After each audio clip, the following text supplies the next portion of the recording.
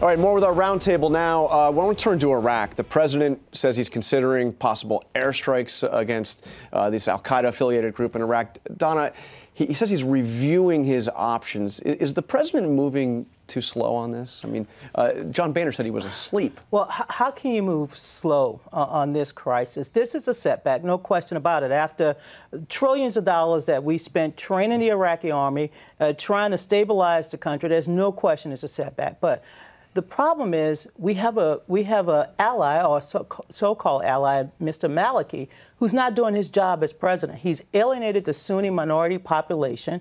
He's given Iran a foothold into coming into Iraq. This is a disaster in the making. But ISIS, they're picking up support from the Sunni minorities population who feel like they've been alienated, they've been abandoned, and that's why they've taken up arms with this jihadist group. It is a disaster. Donna's right. And it's a disaster, unfortunately, made possible, or certainly made more likely, by our ridiculous and total withdrawal from Iraq in 2011. President Obama said 2 days before Election Day in 2012, al-Qaeda's on the path to defeat. The war in Iraq is over. That was enough to get him reelected. But how does it look today? Al-Qaeda's on the path to defeat. The war in Iraq is over. Neither is true, and it's a disaster for our country. Look, we shouldn't have been there in the first place. I voted against the incursion in Iraq. We said then, they said, and Bill knows this, we were going to be welcomed as liberators. We weren't. They said that it was going to be paid for. It wasn't paid for.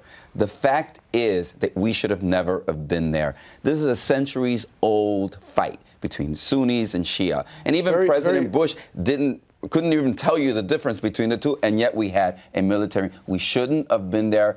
We shouldn't have sent our American men and women there. Yes or no question, does the president have the authorization should he decide to go forward? I believe that the vote in 2002, which I voted against, but I will respect my minority. I believe that is still standing. But I got to tell you something. What is the the real question, John, is you think it'd be a mistake to do it?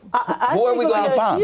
If we bomb al-Qaeda, we help Iran. I think Congressman Gutierrez is closer to the Republican grassroots on this issue than the Republican leadership is. I think there's a realignment in politics, and I think he's on to something. Thanks, everyone.